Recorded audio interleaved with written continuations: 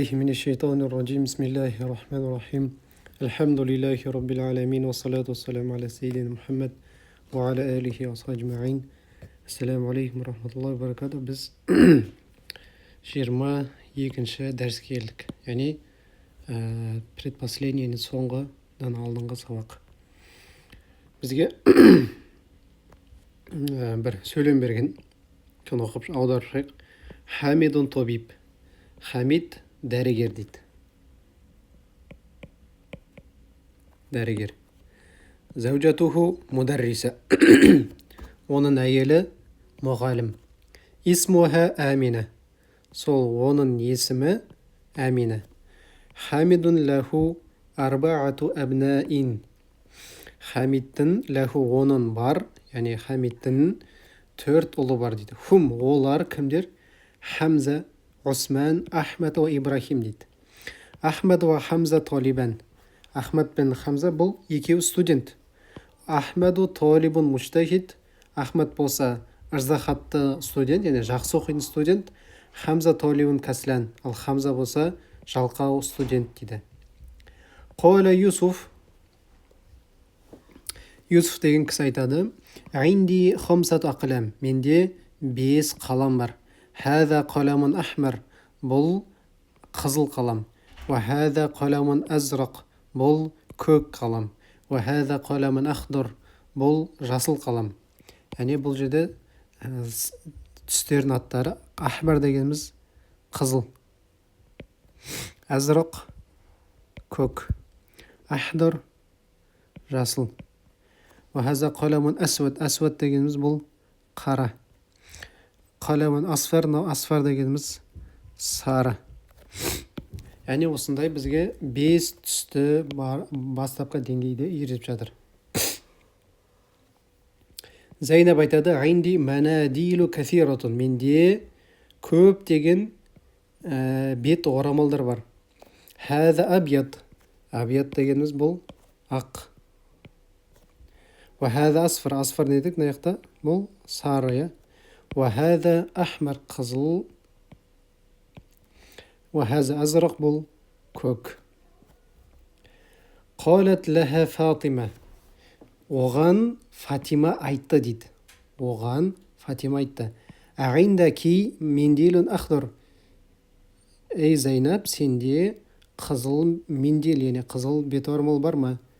Ол айтты, ла, жоқ.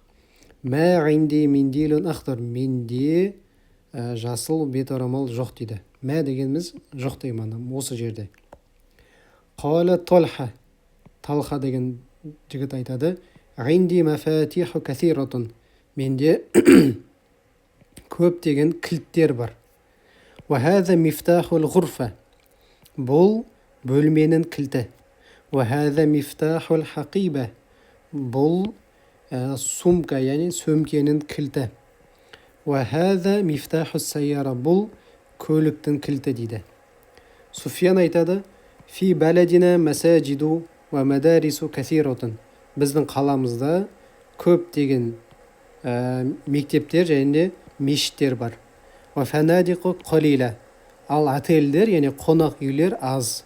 Қонақ үйлер аз. Аха улай атибба. Бұлар дәрігерлер ме? Ла, жоқ. Хум мударрисуна. Олар мұғалімдер. Ва хум уламау кибар. Олар ұлы ғалымдар дейді. Үлкен ғалымдар. Жақсы.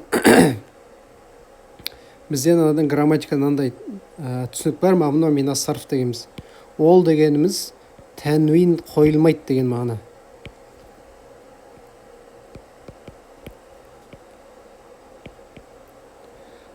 Бұлай сразу айтқан кезде тәнуин қойылмайды кейбір сөздерге. Кейбір есімдер бар, мына жақта солардың түрлері бар. Мамну мина сарф деп айтады. Яғни сарфтан тыйылған деген мағына. Мысалы, бірінші түрі бұл әйел тегіндегі есім болса. Әйел тегіндегі Зайнабу дейді. Мына жақта байқасаңыз, не алиф лам жоқ. Және де тәнуин жоқ, мысалы, мына жақта. Зайнабу. Неге олай болды? Өйткені бұл мамну мина сарф. Арабтар солай сөйлеген. Мәриям, Фатима, Аишату, Мәккәту. Тәнвин қойылмайды. Мәккәтун деп айтылмайды. Мәккәтун деп. Джуддату. Яғни ана жақта джидда немесе қаланаты ғой джидда. Хамза екіншісі. Осындай ер адамның аттары бірақ та әйел тегінде. Мысалы Хамза ер адам аты, бірақ жазылған кезде әйел тегі тамырбута болады. Усама, Муауия, Талха деген секілді. Үшіншісі бұл Осман, Аффан деген уәзінде тұрса, сондай бір осылай тұратын болса, Суфиян, Маруан, Нұғман. Екіншісі Каслан, сипат болатын болса, жалқау дейді Каслан.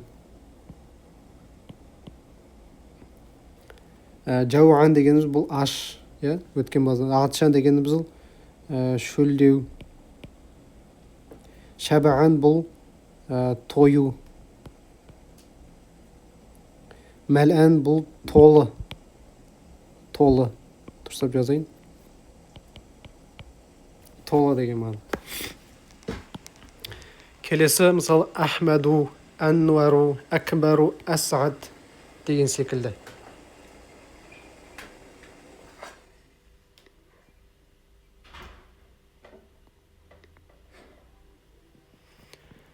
Сосын Абияд, түстер, Асват, Ахмар, Асфар,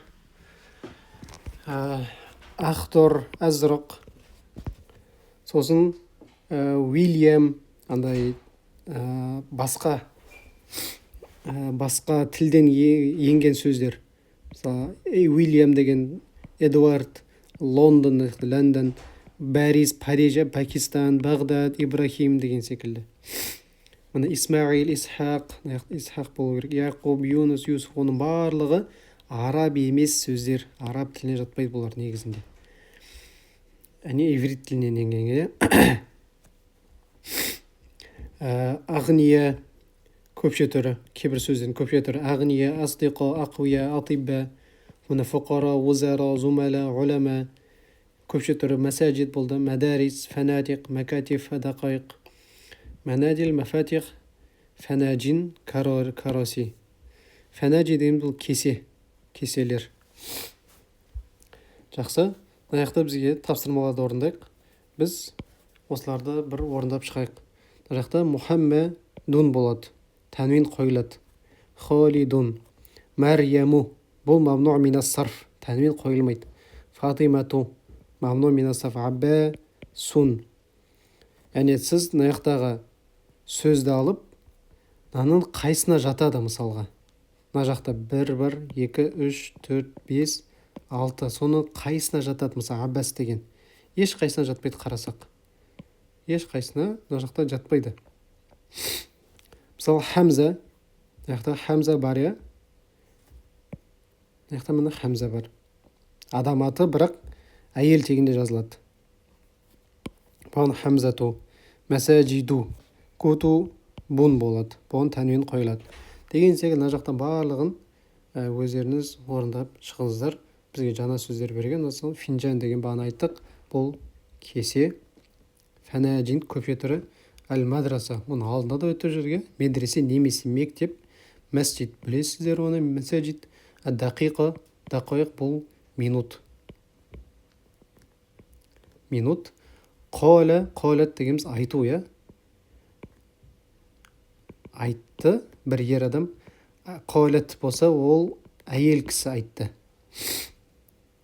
Миндел дегеніміз ол бет орамал, мифтах біз білесіздер. Көше түрі мәфатих.